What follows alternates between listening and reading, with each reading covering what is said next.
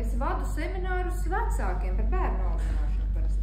Pirmo reizi es vadīšu semināru par ne šo tēmu, bet tā arī nav nejauša. Tā nav nejauša, tāpēc, ka pirms kādiem 2 gadiem es uzgāju vienu Amerikas kristiešu avotu par lepnību, par lepnības nokrāsām, un man bija žoklis atkārās, ka lepnībā ir tik daudz nokrāsu, un tā slēpjās tādās ikdienišķajās parastās lietās, kā mēs varam to neredzēt. Un balstoties uz šo materiālu, bet to appušķojot no savas puses, nointerpretējot pa savam un uz katru šo lepnību meklējot rakstu vietas, kā tad dziedināt, es izveidoju rubriku 16 lepnības nokrāsas un sāku to rubriku publicēt Facebookā. Pa vienai nokrāsai katru dienu ļoti jautri bija, es jau otro palaidu reizi, ja? Tagad tie, kas vēl var, pats ir rokas, kas varbūt jau ir redzējis? Jā, ir daži. Tā jau bija otrā reize, bet kad pirmo reizi es ar to sāku nodarboties, acīm redzot tā tēma mani pašu nodarbināja. Es gribēju saprast, sev es to darīju, ja? Sevi es rakos pirmām kārtām. Jo, kā mūziķi, taču nav grūti palikt lepnam pa skatuvēm staigājot, ne? Un, jā, bija vajadzīgs iedziļināties šajā tēmā. Un, kā jau priesteris Gunters solīja jums Facebookā, ka būs kaut kas mistisks, tad mistisks arī notika ar mani. Pirms tiem 2 gadiem, kad es sāku publicēt pa vienai nokrāsai Facebookā, pie manis naktī ieradās viņš. Es atvēru acis, es pamodos no tā, ka man nav gaisa, ka es smoku nost mani smacē. Es atvēru acis, es gulēju uz muguras, atvēru acis, un es biju pilnīgi paralizēta. Es nevarēju pakustēties, es tik vien kā acis varēju turēt vaļā, un es ieraudzīju melnu, biezu ēnu man te virsū. Tā mani pilnīgi smacēja nost un žņaudza. Un tajā brīdī es kaut kā uzreiz sapratu, kas viņš ir. Un kaut kādā ziņā pat nopriecājos, ka viņš ir nobijies. Nobijies no tā, ka es jau pati gan tagad cilvēkiem stāstu par viņu. Ja? Un tā ēna tā kā attālinājās no manis uz istabas stūri, un varbūt ir kādam citam vīzijas bijušas par tādiem sātanu atnākšanām, bet man viņš izskatījās ar tādu pamazu galvu, bet lielu, platu tādu kā putnam līdzīgu ķermeni, un viņš attālinājās istabas augšējā stūrī, un tajā brīdī es pārstāju baidīties, es domāju, yes! Viņš ir sakustināts, tātad es daru pareizas lietas, un tajā brīdī, kad viņš pazuda, es arī atguvu elpu un sāku varēt kustēties. Lūk, tāda satikšanās man bija personīga, droši vien ar to, kurš lepnību ir radījis. Ja, ar lepnības autoru. Bet pirms mēs vēl ķeramies klāt, tur uz tām bultiņām var uzlikt pilnekrānu. Es varbūt varu paņemt tagad šo te paliknīti, un tad nevienam nebūs jācieš. Lūk, bet pirms vēl mēs ķeramies klāt, ir svarīgi saprast, ka cilvēks ir ļoti sarežģīta būtne iekšēji. Un, ja tā nebūtu, mēs daudz vienkāršāk un laimīgāk dzīvotu.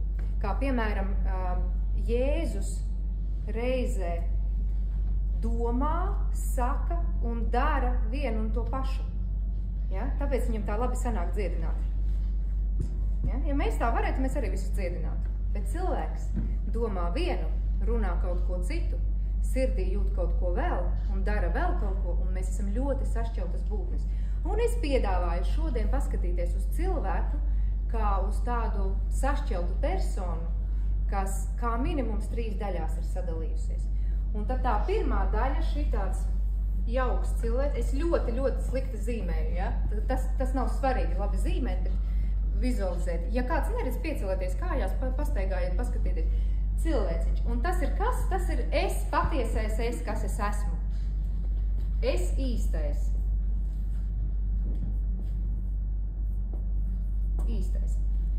Tad mums ir vajadzība būt sociālām personām, lai es tas, kas es īstais, tā ir viena lieta, jā, bet, kad es izēju tur ārā, tur cilvēkos, tad es esmu sociālais.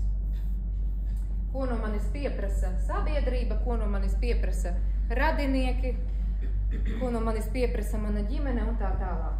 Sociālais. Un lai šīs divas cilvēks ir atradis tādu kompromisu variantu, lai izdzīvot es iedomātais, ko es vispār pats domāju, kas es esmu, ja? Vēl trešā persona. Tad, un tas ir tāds kompromiss starp šīm divām. No manis gaida to, es patiesībā esmu šis, labi, es būšu vismaz kaut kāds tāds. Un tas ir es, iedomātais. Iedomātais. Un šai personai ir sava pasaules bilde. Katrai ir sava pasaules bilde, kaut kāda šai. Pasaules bilde, kā mums māca latviešu valodā, teikuma priekšmets atbild uz jautājumu, kas? Izteicējs uz jautājumu, ko dara? Pasaules bilde atbild uz 4 jautājumiem. Es viņus te nerakstīšu, es nosaukšu uz jautājumu, kas es esmu, uz jautājumu, kur es atrodos, kādā pasaulē, kas te vēl ir tāds labs cits cilvēki priekšmeta, kādās mēs esam attiecībās, es ar to visu, kas te ir. Un priekš kam tas viss, kāda tam jēga. Ja? Un katra no šīm personām uz šiem jautājumiem atbild bieži vien ļoti atšķirīgi. Vienā cilvēkā esot. Bez tam vēl ir kaut kāds konkrēts uzvedības modelis pie katras. Es uzvedos tā, kad es pats tur dušā dziedu. Es uzvedos tā, ka kāds es tur iedomājos, ka es esmu, kad es eju uz randiņu.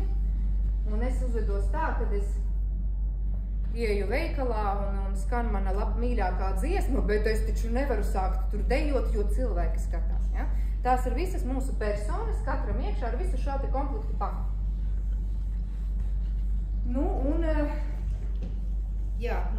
Kā mēs varam, lai šis te, lidmašīna, lai šī te lidmašīna vispār kaut kur varētu lidot, cilvēkam ir kaut kā jāsasien kopā tās visas personības.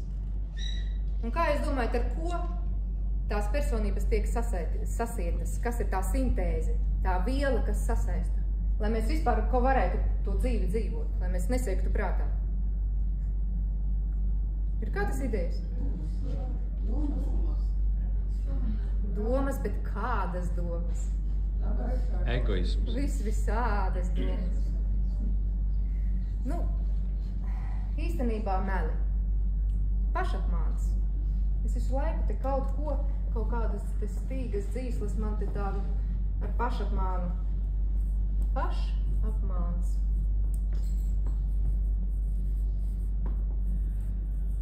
Tas ir tas, kā mēs vispār to varam saturēt kopā un kaut kur braukt.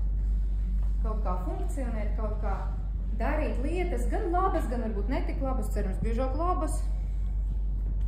Un tāpēc ir tik svarīgi saprast to patieso definīciju lepnībai, un patiesībā jebkām, ar ko mēs dzīvē saskaramies, nodefinēt, kā saka, krastā izlemt, ko mēs ar to abi domājam. Ja? Jo mēs bieži vien varam runāt par vienu un to pašu lietu, katrs kaut ko savu domā. Bet definīcija ir svarīga, un tāpēc mēs to definīciju, to patieso jēdzienu nozīmi, mēs mēģināsim noskaidrot. Kas ir lepnība? Kas ir lepnība?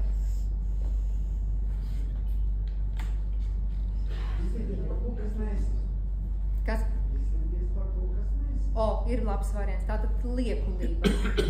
Ja, piemēram. Kaut kas tāds, kas var nelikties slikts, bet ir liekulīgs, ja, melīgs. Tas nav apmēram par pašapmāns, ja, ko mēs... Bet kas tad ir pretstats lepnībai? Pazemība. Vēl kas varbūt ir vēl? Kas, ar ko mēs varam... Upurgatavība. Ar ko mēs varam dziedināt šo grēku. Es tur paredzēju kaut kādus variantus savus, un man sanāca tā. Ja, varētu būt tā pazemība, pieticība, vienkāršība, upurgatavība, kaut kas tāds, kas mūs nomierina un samierina ar sevi, ar šo pasauli un neļauj mums pacelties pāri citiem. Nu, tad ir jāsaprot, no kurienes mums tā lepnība ir dota un kas ir tās autors. Tas ir tā radība, ko es satiku, un par to mēs varam lasīt Jesē grāmatā. Kā tu esi kritis no debesīm, tu spožā zvaigzne, tu ausekļa dēls, kā tu esi nogāzts pie zemes, tu, kas tautas locīja. Tātad Lucifers nokļuva no mīļākā dieva eņģeļa statusa uz sātana godpilno nosaukumu. Ja? Tā viņš to izdarīja. Viņš pacēla sevi pār citiem. Ja? Tā ka te ir tāda sevis paaugstināšana pār citiem. Nu, un savukārt 16 lepnības nokrāsas, ne tāpat vienas, tur iedziļinājās, es gribēju atrast dziedināšanas formu tam visam, kas ir tie ielāpi, ko mēs varam likt virsū grēkam, lai to dziedinātu. Un efeziešiem mums saka, bruņojieties ar visiem dieva ieročiem, lai jūs varētu pretī stāties velna viltībām. Un jā, es rakos pa bībeli un lasīju pantus, meklēju pret katru lepnības nokrāsu kādu pantu, kas man palīdzētu dziedināt šīs lietas. Un kā pirmā lepnības nokrāsa mums ir neapmierinātība. Nemitīga sajūta, kas būtu pelnījis vairāk nekā citi, nespēja saskatīt lietas, par ko pateikties.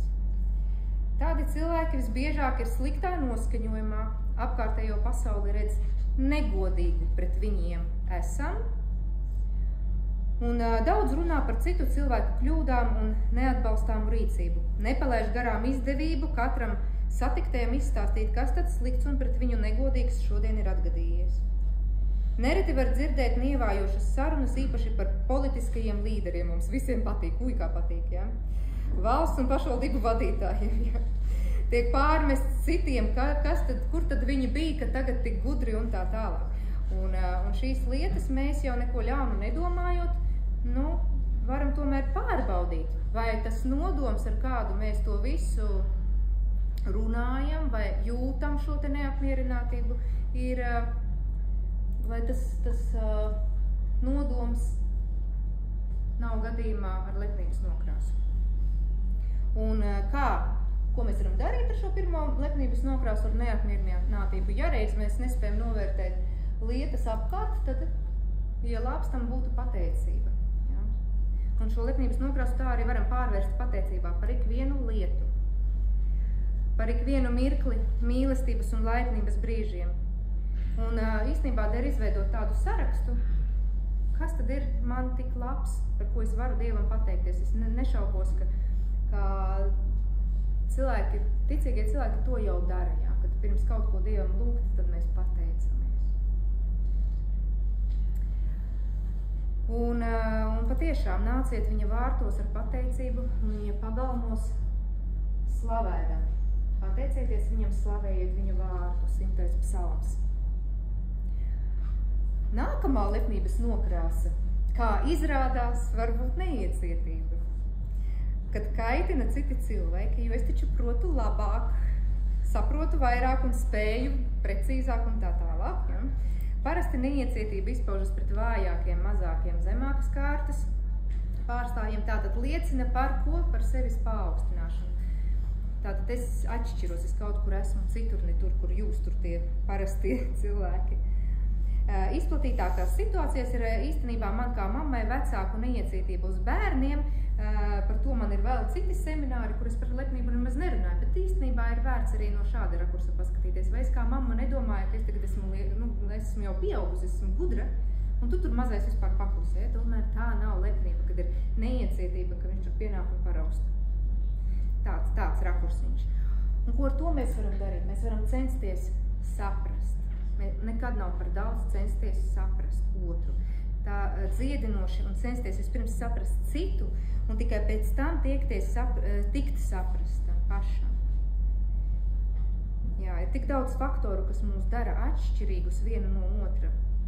Ja, mēs arī šeit esam dažāda vecuma, brieduma un pieredzes un spējas, un mēs esam tik atšķirīgi visi. Un personīgais lietu redzējums, pasaules bilde galu galā, viss ir ļoti atšķirīgs.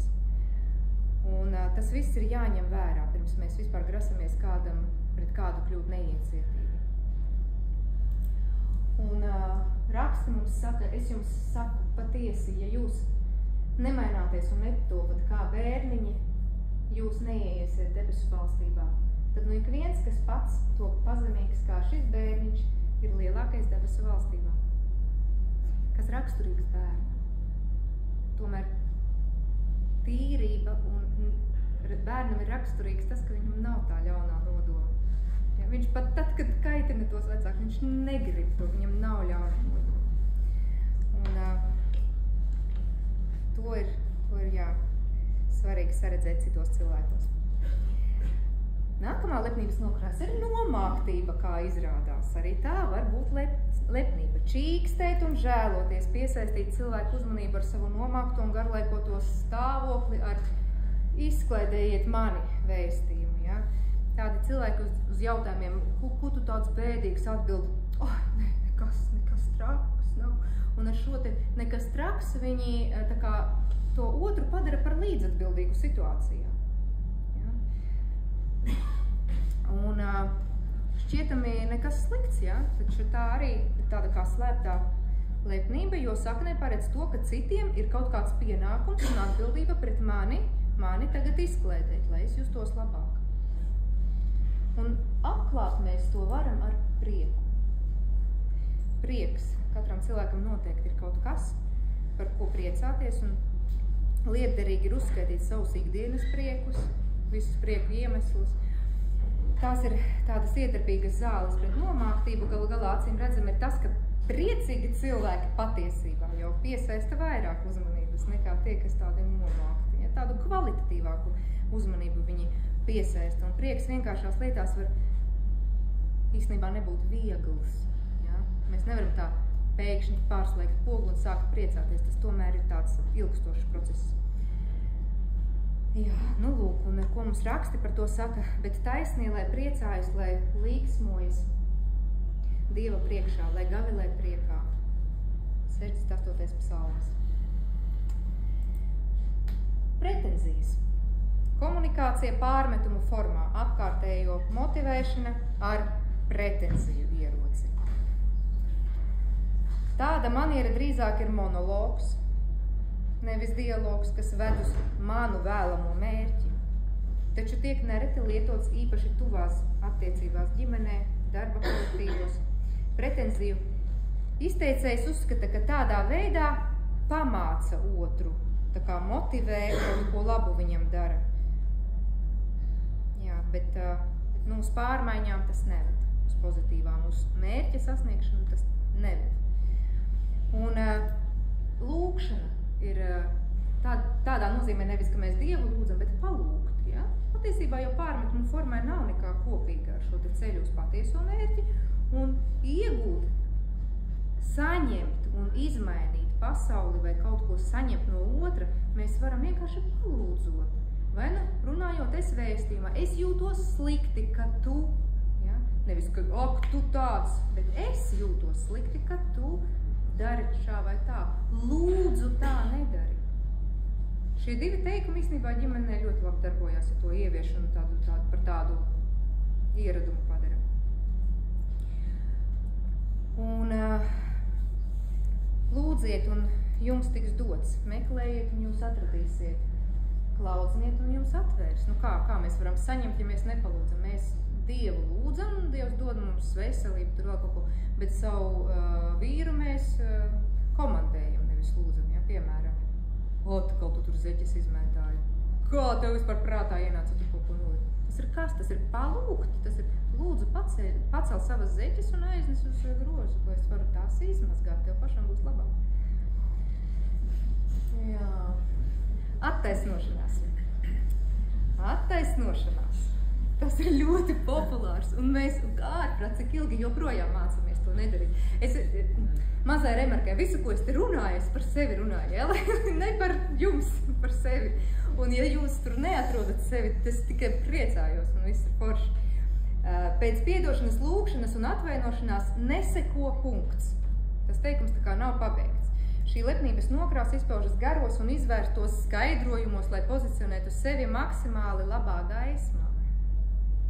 Ir bailes, ka kāds padomās kaut ko sliktu par mani, nosodīs, nepareizi sapratīs, pat ja cilvēks ir kļūdījies, nokavējis kādu tikšanos, pievīlis citu, ir ārkārtīgi liela vēlme attaisnot savu rīcību. Iedomājieties situāciju, ja es kaut kur skrienu kavēju, es ierodos ar kavēšanos un saku, ko? Nevis piedodiet, es nokavēju, bet piedodiet, es nokavēju, jo man tur un sākās garās, tur mašīna, tur un nu, nekas, man varbūt tam otram nemaz neinteresē, tagad tērē viņa laiku, viņam ir, atnāci, paldies Dievam, ja? Tāpēc atvainoties vienkārši un punkts. Pamēģiniet, tas arī ļoti grūti apturēt sevi tajā vietā, cik grūti, un tad tā mēlē iekost.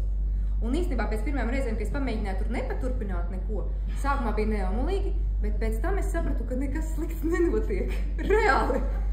Lielākajai daļai pat nemaz neinteresēja, kāpēc es nokavēju. Un viņi vēsā mierā, neapvainojās. Jā, pat ja oponents arī ir kļūdījies un vainīgs, ir jālūdz piedošana par savu vainas daļu. Iedomājieties? Var gadīties, ka vainīgi ir abi vai daļa, bet par savu daļu vienmēr vajag. Tā ir mana daļa. Un bez jebkāda verbāla turpinājuma.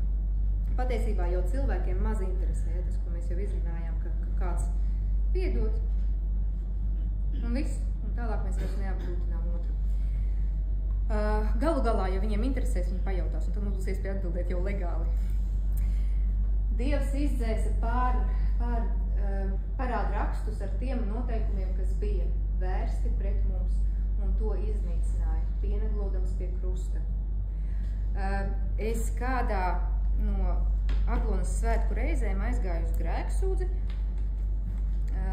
un tur ir forši, kā es nezinu, kā jums te draudzē, bet tur bieži garāk runā priesteris, viņš analizē kaut ko, Aglonā, kad staigās grēksūdē. Tur var parunāties. Un es tagad izsūdzēju grēkus, viņš man smuki kaut ko pateica visu uz to. Un es viņam vienalga vēl paturpu, jā, bet kā tad, bet es nesaprotu, bet varbūt, ka es tomēr joprojām esmu vainīga. Un viņš mani nolamāja tajā brīdī, viņš pateica, tu norādīja man uz tiem 3 krustiem Golgātus un nolamāja, ka tu domā, ka Jēzus tāpat vien tur nomira pie tā krusta. Tu netici, ka Jēzus paņēma tavus grēkus, tu tikko viņus izsūdzēji, viņš nomira, lai paņemtu tavus grēkus. Kopš tā laika man ir vieglāk saprast šīs te grēksūdzes nozīmi īstenībā un pieņemt sevi ar to, ka tiešām grēki ir piedoti. Vēl kāda lepnības nokrāsa, kas droši vien nav pārsteigums, apsūdzēšana, bet ka tā varētu būt lepnība, gan interesanti. Svarīga daļa grēka pirmsākumā ēdenes dārzā. Kas tur bija? Ādams novēla vainu uz Ievu, Ieva uz čūsku. Kaut kāds pingpongs tur notika. Tā ir mēs apsūdzam. Ir ļoti jāuzmanās no ieraduma apsūdzēt apkārtējos, tāpēc, ka te ir smalka robeža starp it kā godīgo vainīgā saukšanu pie atbildības un paša sautīgo vēlmi attīrīt savu godu.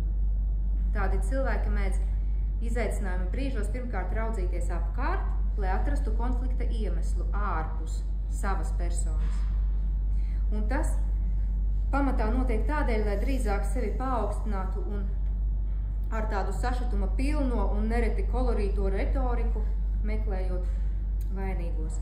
Tāda veida skatuves darbība liek mums justies nozīmīgiem, ievērotiem un varbūt pat atbalstītiem. Tas tiešām tā pabaro kaut ko cilvēkā, kaut kādas lepnības nokrāsas. Un ārstējam mēs viņu ar atbildību. Atbildība tam ir tādam kā par refleksam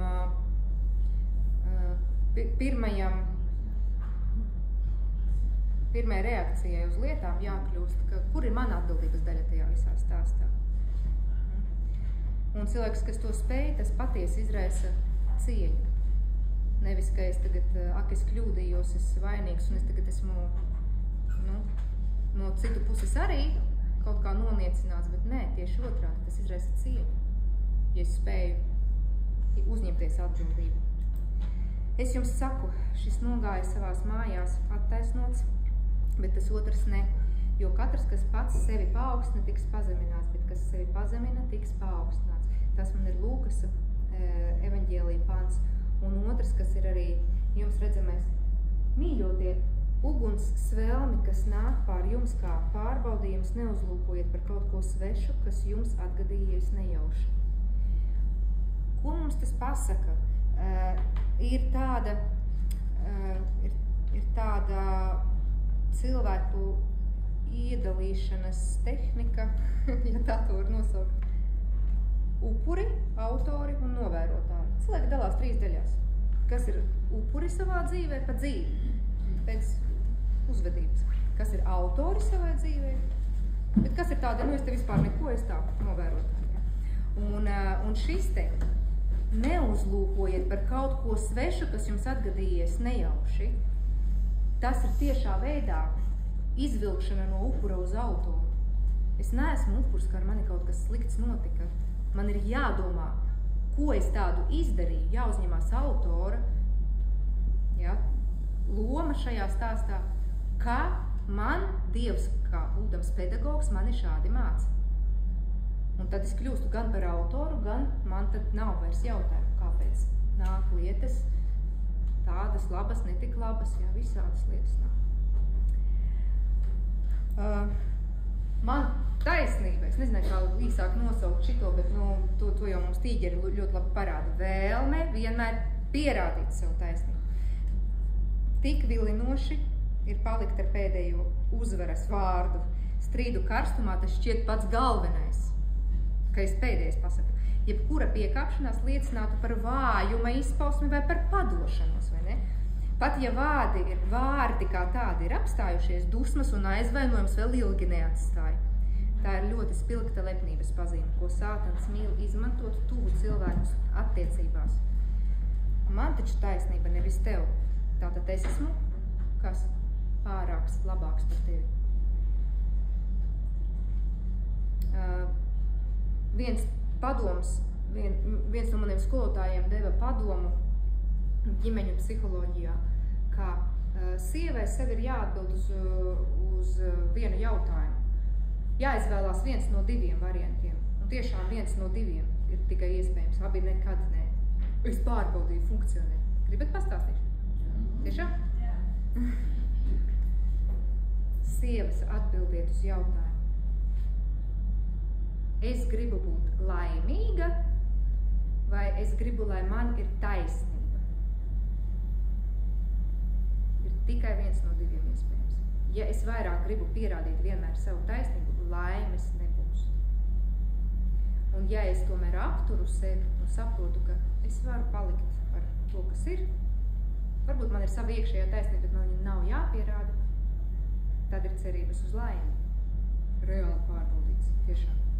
Absolūti, ne tikai man, bet vispār. Vai ne? Varbūt ne tikai sievas vīru attiecības, nezinu. Piekāpšanās tā, ja? Tas varētu šķist kā akcepts tam, ka tas otrs tā kā kaut ko sliktu ir izdarījis, un es tagad to akceptēju, jo es tur nestrīdos līdz galam.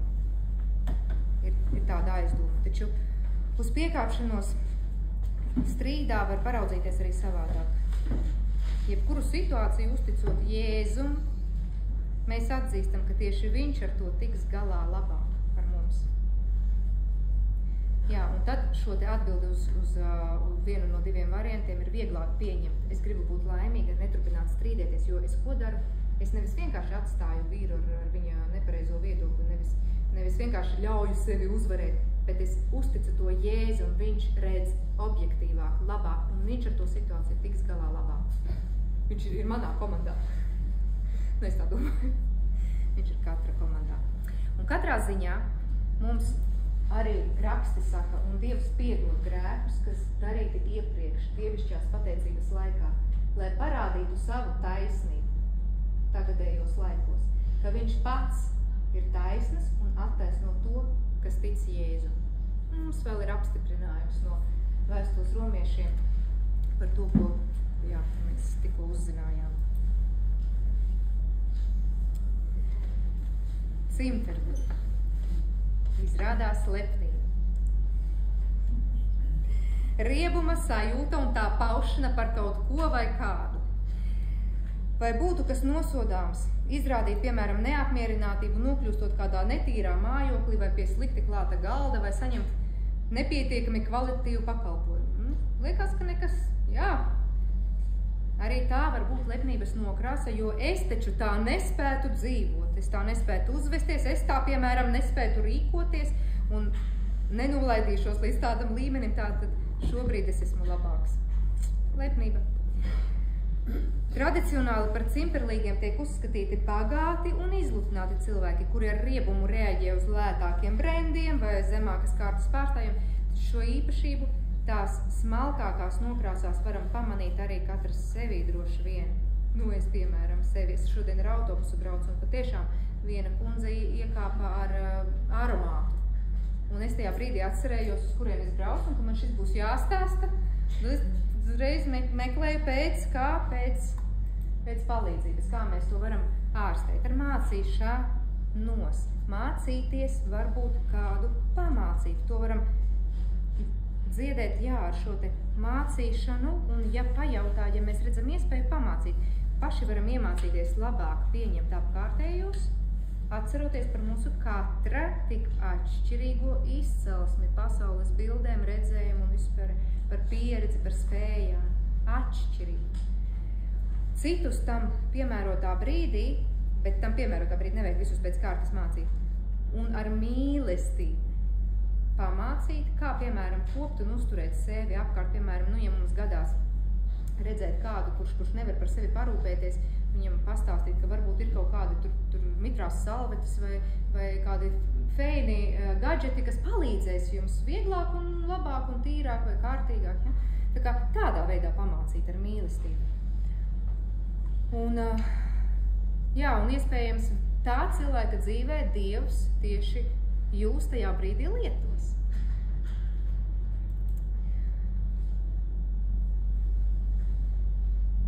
Un ķēniņš tiem atbildēs, patiesi es jums saku visu, ko jūs esat darījuši vienam no šiem maniem vismazākajiem brāļiem, jūs esat man darījuši. Protams, ka visi zina šo Mateja evaņģēlija pantu. Un, ja tas ir grūti pamācīt vai attiekties pret kādu cilvēku ar mīlestību, tad der atcerēties, ka iespējams viņā arī ir Jēzus. Ja? Tas ir Jēzus, viņš ir visos. Atmīlība. Sevis pagodināšana, izcelšana un nemitīgs atgādinājums par sevi. Tas ir ārēji redzamais patmīlīga cilvēka raksturojums, ko visvieglāk ir nomanīt tieši citos cilvēkos. Bet vai redzam sevi no malas, vai dzirdam savu valodu, kas ik pa laikam daudzina savu personu. To ir grūtāk atšķirt no vienkāršas komunikabilitātes. Liekas, ka visu laiku jārunā. Pašam cilvēkam var šķist, ka viņš ir vienkārši ļoti sabiedrisks, ka visā visumā viss ir kārtībā, taču smalkai robežai var ātri pārkāpt, pat neiejaucoties verbāli, tas tikai klausoties sarunu, biedra stāstījumu iekšēji tiek meklēts salīdzinājums ar sevi, kā tad man tur līdzīgi bija, kā man tur gadījās, es arī biju tādā situācijā, un es varbūt piedzīvoju vēl labākas un vēl lielākas lietas, un tā jau ir tāda spilgta patmīlība, kas paceļ sevi augstāk par otru. Man bija tāds šausmīgs atgadījums. Tas laikam bija ap to laiku, kad es sāku interesēties par to tēmu. Mana vidusskolas audzēkne absolvēja vidusskolu ērģeļu klasi un bija atbraukusi profesori no Rīgas, un mēs noklausījāmies viņas eksāmenu, un pēc tam gājām ar komisiju pārspriesties. Es eksāmenu ierakstīju, un tad so telefonu paņēmu, un viņš tā kā tumšs paliek, un es aizmirsu viņu izslēgt. Mēs gājām apspriesties, un tur vēl runājām, un es pēkšņi saprotu, ka man tas telefons visu laiku raksta. Un es atnācu mājās, un es paklausījos, ko es tur runāju. Šausmas. Es kārtīgi noklausījos un tad izdzēsu. Un man tajā brīdī likās, ka es esmu tik sabiedriska, es uzņemu ciemiņus, es tur to un es tur šo, bet cik tur bija daudz, kas nevietā un daudz, kas tiešām tāds. Ko mēs varam darīt ar to? Ar šo sevis pagodināšanu? Interese. Kur mums ir bildīte? Tur bija laba bilde. Tur arī nav? Šo visu jūs varēsiet katrs, kas gribēs saņemt. Viņam ir interesanti, viņš tur kaut ko fočē. Visu varēsiet pēc tam tos slaidiņus saņemt ar tiem tekstiņiem, ko es te arī lasu tādā konstruktīvā formā. Ja? Šai lepnības nokrāsai dziedējoši ir patiesa un sirsnīga interese par citiem. Tas gan var nebūt viegli un prasa ilgstošu treniņu, kas iespējams socializējoties un pavadot laiku brīvā komunikācijā ar cilvēkiem. Ir ārkārtīgi forši komunicēt ar cilvēkiem. Tas ir forši. Man tā ir mīļākā nodarbe, godīgi sakot. Jo katrs ir tik dziļš. Dažāds, dziļš, ārkārtīgi interesants. Katrs mēs, jūs visi. Jā, un tas ved uz tādām vērtību un tādas tuvāk mīlestības pusi. Vērtīgā saskatīšana otrā. Nepalieciet nevienam parādā neko citu kā vien savstarpēju mīlestību, jo kas otru mīl, ir piepildījis bauslību. Skaistā raksturvieta no vēstules romiešiem. Jā. Mēs esam jau pie 10. Iedomājieties vēl līdz 16. Kas vēl varētu būt? Varbūt ir kādi minējumi, ir apvainošanās. Kas vēl varētu būt? Kur tik daudz, vai ne? Viss kaut kas tik daudz. Apvainošanās tik ļoti normā paslēpta lepnības nokrāsa, kas var pat nebūt ārēji redzama. Nekā vispār. Un kas gan tur slikts? Dabiski rēģiet ar gara stāvokļa maiņu uz kādu aizvainojumu vai reālu pāridarījumu. Patiesi nekas traks. Kamēr apvainošanās ir objektīvi pamatota. Tomēr šī īpašība liecina par domāšanu es, mans, man kategorijās. Kā gan pret mani kāds tātad es esmu augstāks par tevi, turklāt ir arī cilvēki, kuri apvainojas par sīkumiem. Vai, piemēram, apvainojās uz maziem bērniem. Cik es drausmīgi daudz apvainojos tieši uz savu pirmo bērnu, kam es vispār neko nejēdzu, kā būt par māti. Nabaga gins, viņš tik daudz ko ciet. Es apvainojos, ka viņš neēda manu ēdienu. Viņam negaršoja. Un man padomju laikos augušai būtnei, kur bija jāpēd viss, kā siru šķīvja, gribi tu vai negribi. Es tagad nestāstīšu, kā man mamma teica, ko viņa darīs ar to visu, kad es neapēdīšu. Tas ir citai publikai. Un tiešām bija ļoti grūti šo te refleksu atlaist. Apvainoties tur, kur tiešām nav vieta apvainojot. Un tā ir toksiska emocija, kurai saknes parasti sniedzas dziļi cilvēkā iekšā, cilvēka bērnībā visbiežāk, un prasa tādu īpašu darbu ar speciālistiem, ko es arī veicu starp citu. Patiesībā, meklējot sevi ikvienu lepnības nokrāsu, būtu jāizprot jebkāda apvainošanās izteiksme kā lieka un bīstama. Jo kristīgajā rakursā ar mums nenotiek nekas tāds, ko mēs nebūtu pelnījuši, vai kas mums tomēr nenāktu par labu. Tas ir kristīgajā rakursā. Bet ja mēs vispār reāli atceramies vēlreiz to upurs, autors un novērotājs, tad iedomājieties, autors nekad neapvainojas.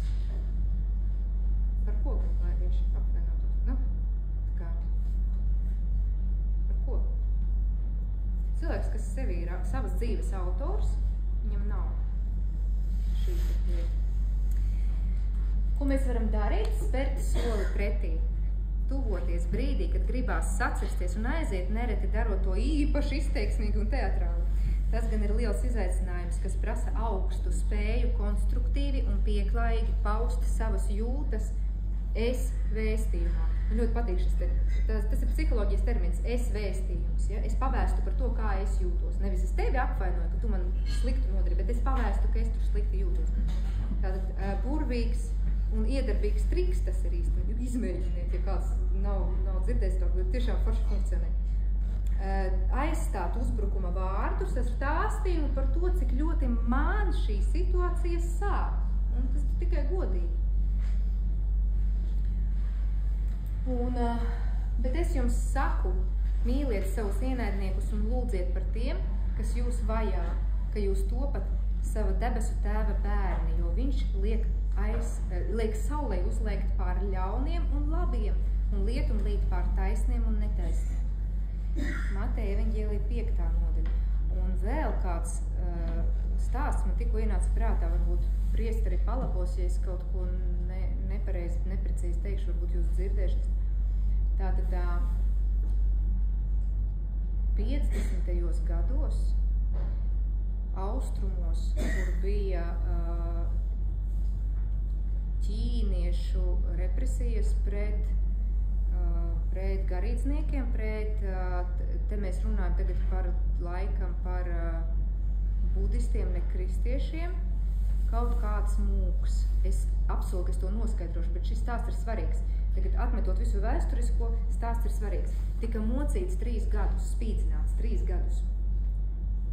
Un tad Amerikas zinātnieki pētīja, vai tas atstāja, protams, ka tas atstāja traumas cilvēkā. Es sevi dzirdu, visi. Tas atstāja traumas, šī spīdzināšana un vispār pāri darījumi. Šobrīd mēs arī ar kara situāciju varam novērot un apzināties apmēram, ja, ka tas tomēr traumē cilvēku. Un šis mūks, viņš pēc 3 gadu spīdzināšanas neizrāda. Zinātnieki nevarēja atrast viņam nevienu psihoemocionālo traumu. Nevienu pazīmi, ka viņš būtu traumēts. Un kāpēc? Tāpēc, ka viņš neapvainojās uz pāri darītājiem. Viņš bija lūdzies, lai Dievs viņu stiprina. Un tie, kas viņu mocīja, viņš bija pateicīgs. Tātad viņš ir sūtījis, tagad notiek process, kas viņa dvēseli stiprina. Un rezultātā ir kas? Mūs traumē un sagrauj nevis pāri darījums, bet mūsu iekšējā apvainošanās uz to. Mēs iekšpuses sevi savainojam. Tā ir ļoti, ļoti augsta piltāša, bet es apsolu noskaidrot, kas tas īsti bija vēsturiski par personību un notikumiem. Jā, vēl, protams, ka augstprātība. Jā, tā ir tāda skaidra, visiem ļoti labi zināma lepnības nokrāsa, kuru šķietami labi spējam atpazīt. Īpaši viegli pamanām, atkal, protams, ka citos cilvēkos, ne? Un to, ka apkārtējo nosodīšana ir augstprātības pazīme, mēs, protams, ka esam dzirdējuši, jā. Ja sākumā var šķist, ka es jau galīgi neesmu augstprātīgs, tad ir vērts pārbaudīt sevi slēptākā nokrāsā. Vai it nevienu nenosodu pat domās, pat par reāli ļaunu rīcību? Protams, ka gadās. Mēs visi to daram. Un te, nekur mēs bez lūkšanām, bez Jēzus sauciena, pēc Jēzus palīdzības mēs nevaram. Man ir tāda mīļa rakstuvieta, bet mana viena kristīgā draudzene stiprināja kā mammu, ka es varu visu tā spēkā, kas mani dara stipru. Ja? Un tas ir tas mirklis, kad es vairs neko pats nevaru, bet tā spēkā, kas mani dara stipru, es varu. Ir rakstuvieta? Jā, tas svēto rakstu fragments. Viņa man atsūtīja bez panta. Es spēju visu tavu spēku, kas tev manis. Jā, ļoti, ļoti daudz ir palīdzējis man šī izprast. Mēs varam censties izprast, es jau vairākas reizes par to runāju šodien, ka šī vārda plašākā nozīmē spēt sajust cita cilvēka dzīves ritējuma atšķirības, kas arī veido katru no mums tik individuāli.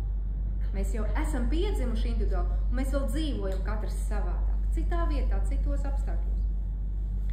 Un patiesi nav svarīgi, kur atrodamies, bet gan cik ilgi, smagi un no kurienes esam līdz šim punktam nākuši. Tā personīgā izaugsme. Mums var likties, ka tā, bet patiesībā tas cilvēks varbūt viņš ir izlīdis no sazina kurienes, un tagad ir jau vismaz tik tālu ticis. Netiesājiet, lai jūs netiktu tiesāti, protams. Kā gan ambīcijas var būt lepnības nokrāsa? Lepnības nokrasa šī mīl slēpties aiz dzīves mērķiem. Mērķtiecība visos laikos ir bijusi godā. Šī īpašība tik viennozīmīgi skaitās laba, ka vecāki saviem bērniem tiecās to ieaudzināt kā gandrīz vai galveno, jo tādu tu dzīvē spēsi sasniegt daudz.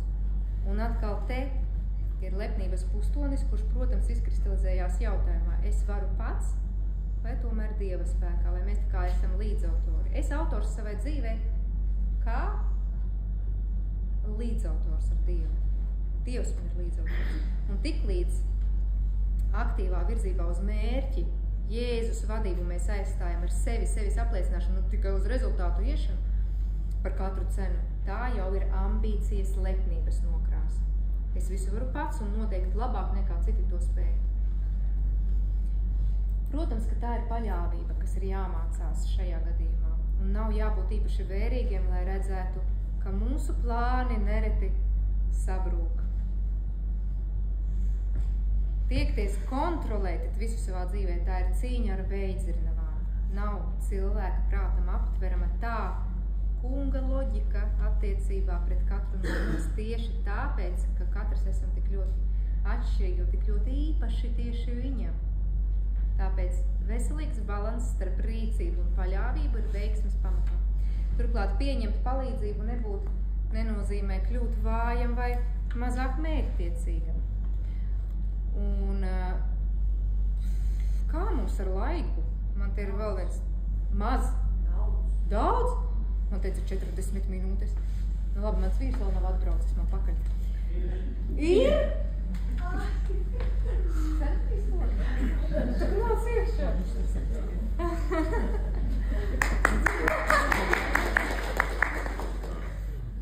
Nekas, viņš pasēdīs tagad. Nu, un te jā, te tāds atkāpējas stāsts par to savu mērķtiecību uz mērķiem, ko es kā mūziķis, kā ērģelniece gāju. Un mēs te tieši ar vīru nesen pārunājām, cik reizes man Dievs norādīja uz to, ka konkrēti kā koncerta ērģelnieks, ja? Ar katru no mūsu bērniņiem viņš mani sēdināja un grūda nost no ērģelēm, kā no tāda koncerta mūziķa statusa prom. Kāpēc? Kad mēs gaidījām pirmo bērniņu, es lidoju uz Dāniju koncertēt. Bērniņš nepiedzima. Kad es gaidīju otro bērniņu, es jau domāju, ka es sevi sargāju ļoti, es pārstāju spēlēt ērģeles un daudz lūdzos. Mums piedzima fantastisks, talantīgs puika Gins. Kad es gaidīju Aiviņu, es domāju, es tagad tā savu dzīvi atkal pakārtošu. Nē, es gribu turpināt spēlēt, un manas ambīcijas aizgāja pa priekšu, un es tiešām daudz ko izdarīju tajā gadā, bet Aiviņa ļoti grozījās man vēderā tā, ka beigās bija jāveic ķēzergrieziens, jo viņa spērās špagatā ar kājām, mamīt, es tur negribu, jo tev tur ir tik daudz darīšanu, ja es tev traucēšu. Bērniņi jūt, kā mēs mums gaidām. Un joprojām es turpināju spēlēt ērģeles un braukt pa koncertiem un neatteikt piedāvājumiem. Un Stefans, kad es gaidīju Stefanu, es, protams, ka nospēlēju koncertu Rīgas domā, un tad man zvanīja vēl piedāvājums 10 koncertus sarunāju par to vasaru, labi zinot, ka man septembrī pēdējais koncerts un decembrī jāpiedzimst bērniņiem. Un man nācās viņus 10 atcelt, jo Dievs mani noguldīja uz to pusgadu, un es gaidīju Stefanu praktiski gulošu. Un man vēl nebija gana. Piedzima Stefans. Es turpināju piekrist projektiem un spēlēt, līdz kamēr man Dievs atņēma rokas. Es vairs nevarēju pat noturēt pildspalvu, vai dakšanu, vai paēst. Un bija jau nozīmēta operācija manām rokām 4 vietās. Un es tur bija garāks stāsts, bet īsumā runājot, es saucu uz Dievu un kur tu esi? Es nevaru saprast, man nāca ieteikums, ja, ka tu tikai ļauj pieskaries pie Jēzus sirds un tiks dziedināt. Kā es varu pieskarties? Kur tu esi? Es varu galdam pieskarties, es saprotu. Kā es varu sirdī tevai pieskarties? Un sēžot pie ārsta kabineta durvīm pirms pēdējās pārbaudes, pirms operācijām, es lamājos ar Dievu. Bet, kad iegāja iekšā, tad man pateica, ka manām rokām nekas nav vainas nekādas, tur nav ko griezt. Tur nav ko griezt. Un man nav grieztas rokas. Un pēc tam es gan nospēlēju vēl vairākus koncertus, bet tagad ir jāsāk aktīvi domāt, ko Dievs ar to visu grib teikt, jau daudz gadu garumā. Tas ir par ambīcijām stāsts, jā. Un ambīcijas tā ir ielāpiņš, paļāvība. Kungs ir mans spēks un mans vairogs. Uz viņu paļaujas mana sirds. Viņš man ir palīdzējis. Mana sirds līksmo. Dziesmā pateikšos viņam. Tas ir psalms. Nu ko, esam pie 13. lepnības nokrasas, un tā ir vērtēšana. Tās ir lamatas, kurās pēc ieraduma krītam nepārtraukti. Katrs kopš bērnības vairāk vai mazāk ir nemitīgi ticis vērtēts, salīdzināts ar citiem, slavēts un kaunināts, saņēmis uzslavas un pārmetumus par savu uzvedību visdažādākajos veidos. Tas neapzināti nāk mums līdzi kā likums, ka visu pasauli, visus cilvēkus vajag izvērtēt, saklasificēt labāks, sliktāks un tam līdzīgās kategorijās, balstoties, protams, ka uz ko? Uz savu objektīvo pieredzi. Es nesaprotu, kā var rīkoties tik, vai šim cilvēkam nebūtu vieta civilizētā sabiedrībā, jo viņš jau galīgi nedrīkstētu strādāt šo darbu, kā var tik bezgaumīgi saģērbties un tā tālāk. Pavisam tādās vienkāršās lietās. Jā, ja runa ir par netalantīgu ķirurgu, tad tas ir jārisina oficiāli pieņemamā ceļā. Bet, būsim godīgi, mēs bieži izsakām savu vērtējumu pa labi vai pa kreisi, pilnīgi lieki, bez jebkādām zināšanām par situāciju, jā, un bez īstenībā arī vajadzības. Ne jau citiem tas nodara tik lielu postu kā paša dvēselē, kuru šī lepnības šķautne grauj. Kā mēs varam to ārstēt? Iemesli trenēties vienmēr meklēt patieso cilvēka dvēseles dziļumu un ticēt pirmkārt labajiem nodomiem, kas tur mīt. Katram drīkst būt savādāks lietu redzējums niansēs. Ir ļoti pareizi un normāli, ka viedokļi atšķirās. Reāli tas ir normāli, ka viedokļi atšķirās. Būtu ļoti dīvaini, ja viņi visiem būtu vienādi tie viedokļi. Un tiekties uz tādu modeli ir nepareizi uz šiem vienādajiem viedokļiem. Tas nav pareizi. Taču tieksme saprast un redzēt īsto iemeslu ir ceļš uz pieņemšanu bez vērtēšanas. Mēs varam iztikt bez vērtēšanas. Kāpēc skolotāji neko nesaka slikt uz šo? Jūs drīkstat iebilst. Kā es varu nevērtēt? Man taču jāliek atzīme. Nu labi, atzīmes var likt. Tu saki, ka tas ir kaut kas cits. Tas ir kaut kas cits. Vai tā nav vērtēt, bet tā ir vērtēšana. Bet objektīvāk, ja? Nu, tie kritēriji tagad ir tādi, ka... Jā, bet tas mums ir iemācījis tā kā uzštimēt ausis uz to visu un darīt to arī citur. Bet iespējams, ka neviena no šīm, jau cik 13 lepnības nokrāsām, tās jau var eksistēt arī bez grēka, vai ne? Ja nodoms ir tīrs. Tā, mēs jau te nelamājamies pārāk stipri. Patiesi es jums saku, šī nabadzīgā atraitne ziedoja vairāk par visiem, jo tie visi ziedoja no savas pārpilnības, bet viņa no savas trūcības ziedoja visu, kas te bija iztikai. Lūkas evaņģēlijā 22. nodaļa, un te atkal atsauci uz tām iepriekšējām lepnības nokrāsām. Mēs nevaram zināt, kādi apstākļi tur īsti ir. Jā. Konkurence. Un atkal skolotāji var sarosīties. Konkursi taču un tam līdzīgi. Jā. Izaugsmē nepieciešamā veselīgā un neveselīgā. Visāda konkurence. Attīstīties un augt redzot citus par sevi pārākus, tas skaitās veselīgi konkurēt. Uzmanīsimies arī no šīs slidenās lepnības nokrāsas. Tik tiešām kopējo, jebkuras jomas līmeni ceļ tā sauktā konkurence un iepriekš minētā neizbēgamā salīdzināšana un vērtēšana. jomas līmeni ceļ. Bet te būtu jāuzmanās no idejas par cita cilvēka veiksmi un panākumiem, kā līdzvērtīgu manai neveiksmei. Nu, viņam ir tā, ja?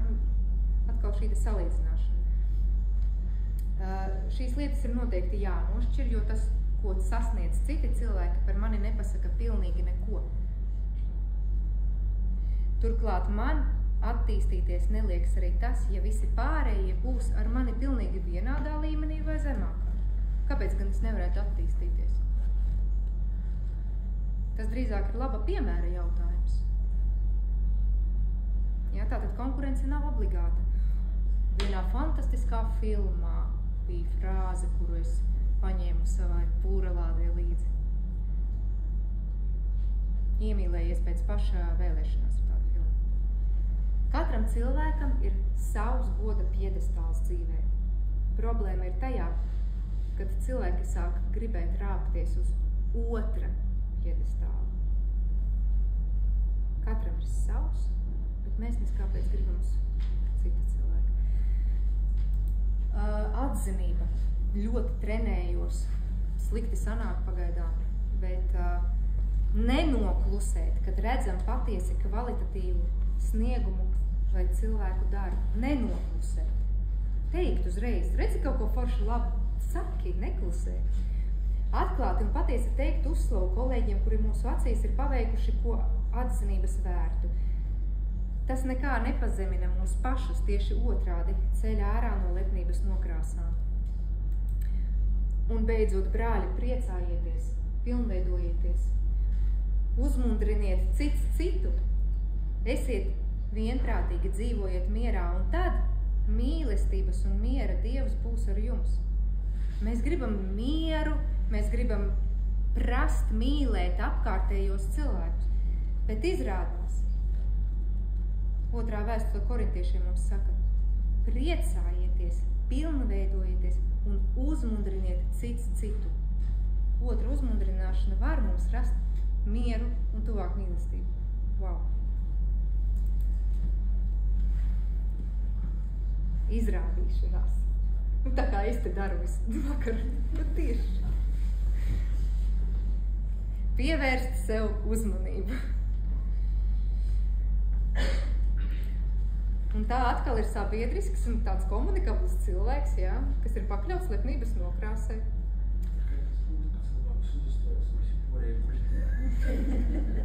Jā, tur ir vajadzība. Mani tikko priesteris attaisnoja. Yes. Jā. Nē, mēs starp citu, mums bija forša gara saruna pirms tam, kur galvenā doma bija nodoms. Jā, nodoms. Nodoms. Vīnēģi ir paša reizē par dažādiem nodumiem. Visas tās. Pilnīgi izmainās situācija.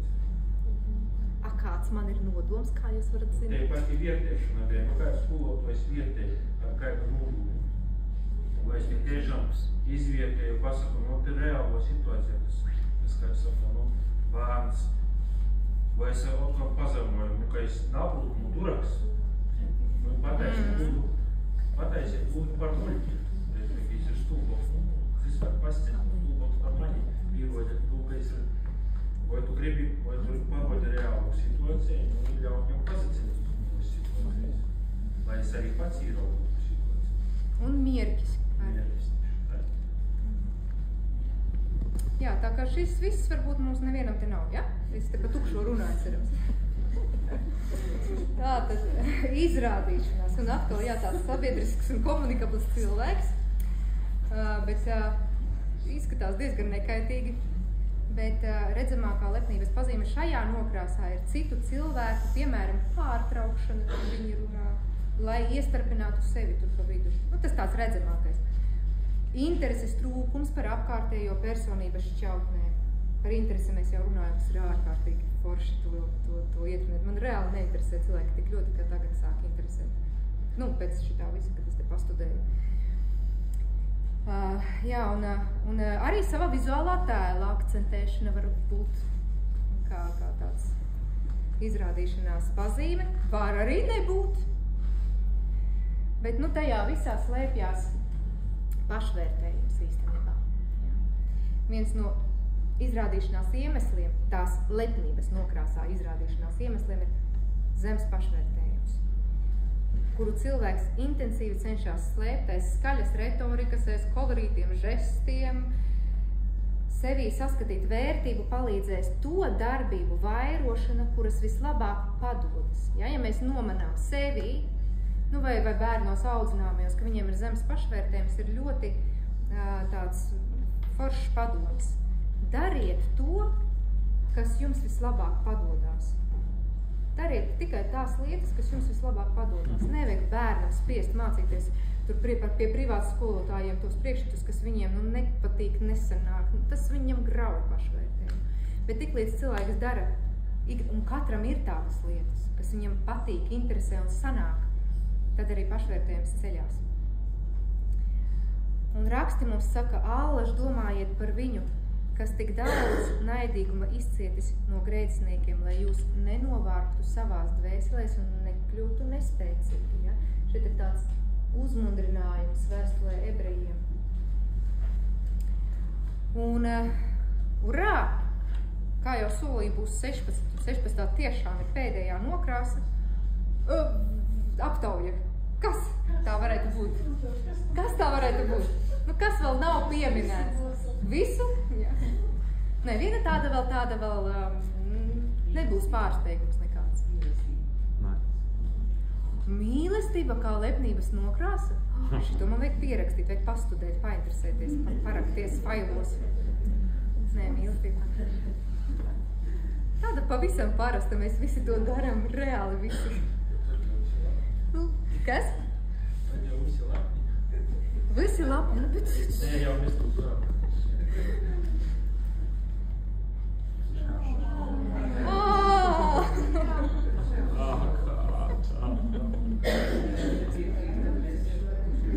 Kā?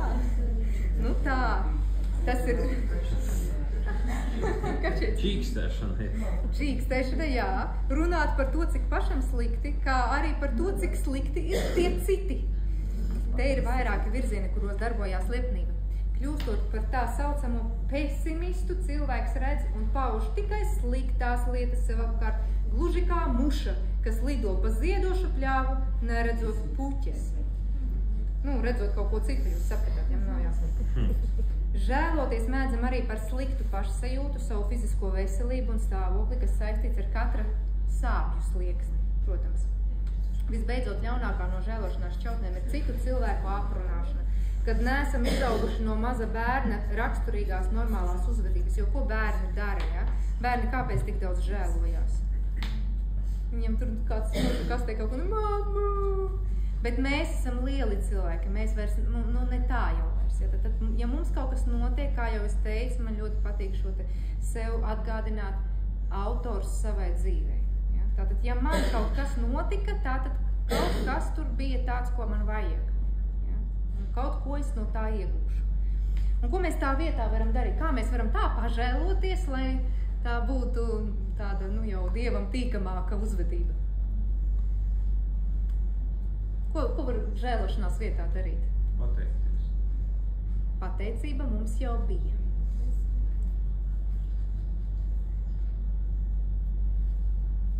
Tas nav arī nekas tāds interesants. Tas ir vienkārši stāstīts. Nu tāpat pastāstīt. Ja?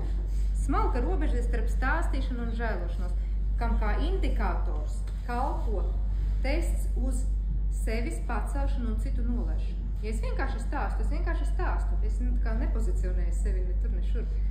Ja? Vai varam tā izstāstīt par kaut ko nepatīkamu, ka blakus sliktajam, kā bitīte, tomēr noliekam arī kādu puķīti, par ko pateikties. Arī par sāpošu galvu var pastāstīt tā, lai to risināt, nevis kultivēt. Un svarīgākā iemaņa šajā punktā ir runāt ar cilvēku, nevis par cilvēku. Galva sāpja. Nē, mans vīrs nežēlēs par galva sāpju. Tiklīdz par savu vienu konfliktu ar kādu citu cilvēku mēs, piemēram, izstāstam trešajam, tad problēmas jau ir nevis 2, bet 3, kā vairojām.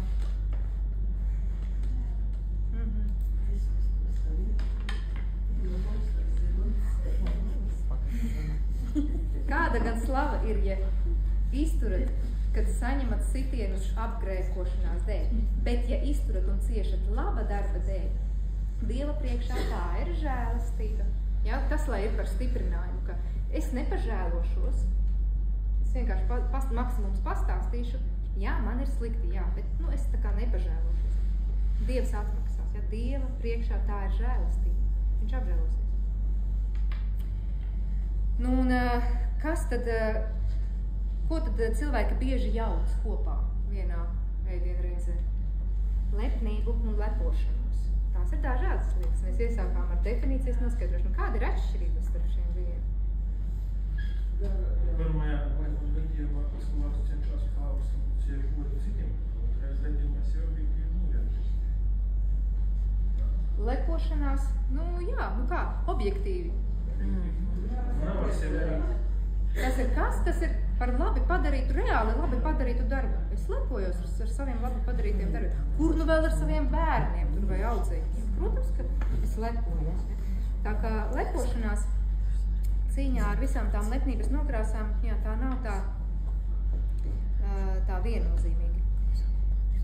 Un es ierosinu, ka šīs tās nevienmēr ir sliktas, šīs izpausmes, ja tās ir, kā jau mēs spriedām, ar tīru nodomu un par labi padarītiem, godīgi sevis izvērtētiem darbiem. Un īstenībā es ļoti daudz vērtīga laika pavadīju meklējot šīs rakstu vietas. Tas aizņem daudz laika, es nezinu, cik es ilgi, to kādu pusgadu es formēšu to visu. Tiešām par to ilgi domāju, meklēju un šķirstīju un izvēlējos. Un es arī ierosinu, tas bija svētīgs laiks. Es ierosinu, ka katrs uz katru kaut ko savā dzīvē pašķirstītu Bībeli un pameklētu kādu rakstu vietu, kas mūs tur stiprina, kas mums tur izskaidro kaut ko. Vai man patīk kādreiz, kā tagad jaunieši saka, mums tagad bērni māca, kā jārunā pareizi. Randomi ir tāds vārds. Randomi atveru Bībeli un skatos kādu rakstu vietu, kas man ir šodien tajā brīdī, kas man tur jāiet un jādara, stiprinās. Un man ļoti bieži Dievs ļoti skaidrs to runā. Kaut gan ir cilvēki, kas ir teikuši, es šķiru un es izšķiru ciltsrakstus. Ko man tie ciltsraksti? Ko ciltsraksti var pateikt brīdī? Bet, citreiz ir vērts, jā. Ne citreiz, bet vienmēr ir vērts, jo vēl ir tāda nianse, kad cīņa ar to, ko es tur redzēju, ja, ko es jums izstāstīju sākumā, to manu satikto parādību, kā mēs viņu nosauksim. Es negribu tik cēlā vārdā saukt. Ja,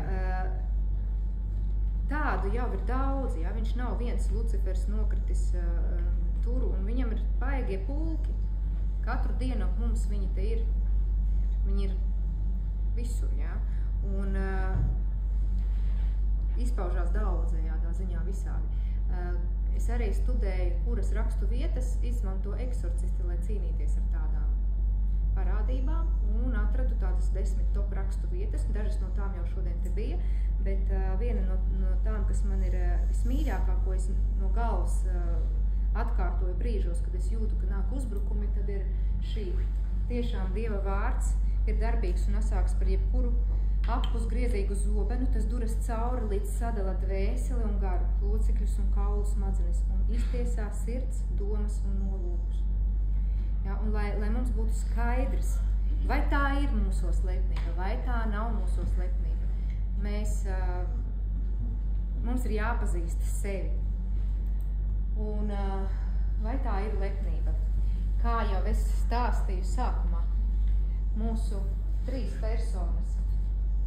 Es tas īstais. Es sociālais un es iedomātais. Kā jūs domājat, kura no tām vai visas vai neviena, kura ir no Dieva? Es īstais ir no Dieva, protams. Vai es iedomātais ir no Dieva? Nē. Tas Es sociālais, tas, kurš dzird veikalā savu mīļāko dziesmu un nesāk tur griezties valsī, aptur savu rīcību vai...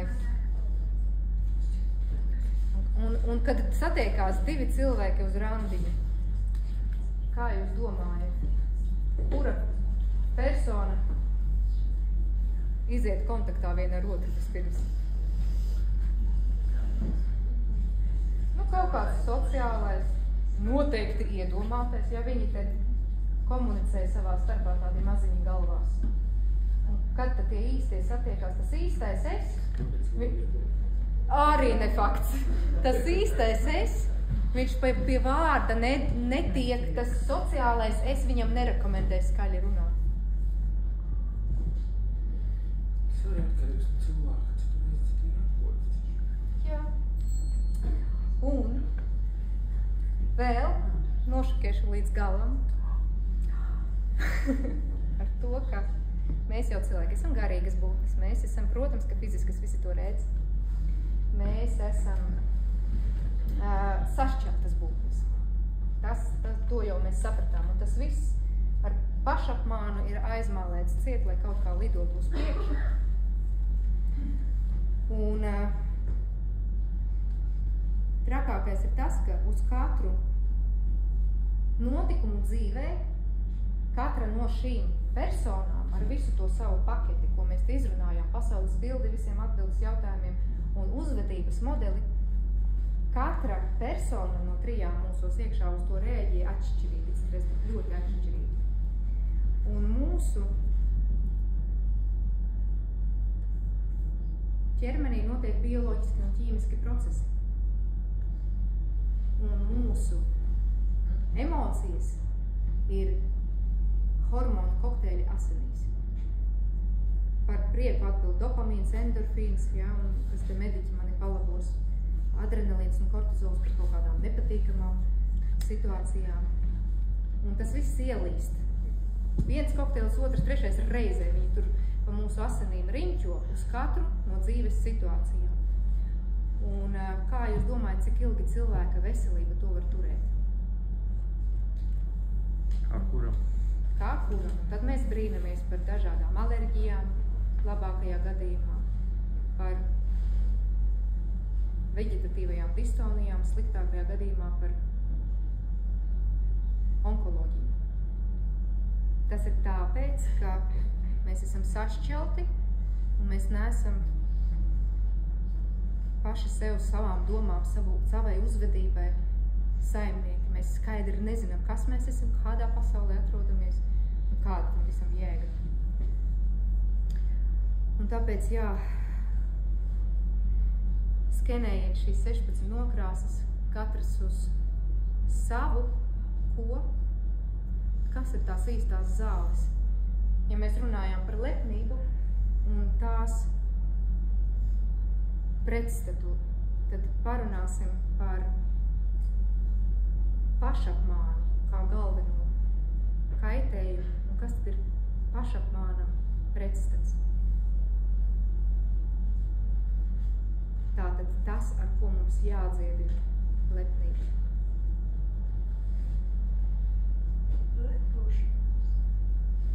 Kad mēs gribam samālēt ciet to visu tīklā tā, lai lidot uz priekšu ar pašapmānu, kas tam pašapmānam ir pretstats? Ka mēs gribam visu laiku kaut ko piemelot sev. Ne citiem, pat ne Dievam, sev.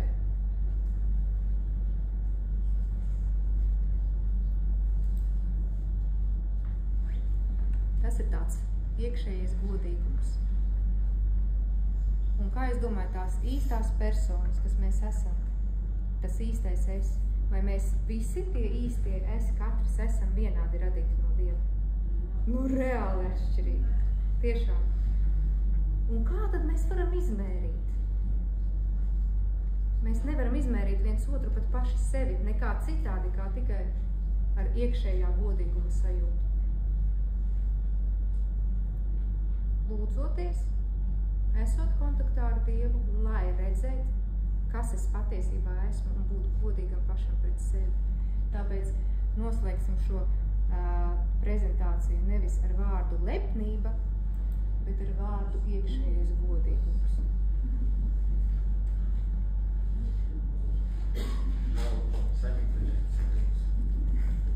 Nu, tagad ir īstais laiks anekdotē no priestera.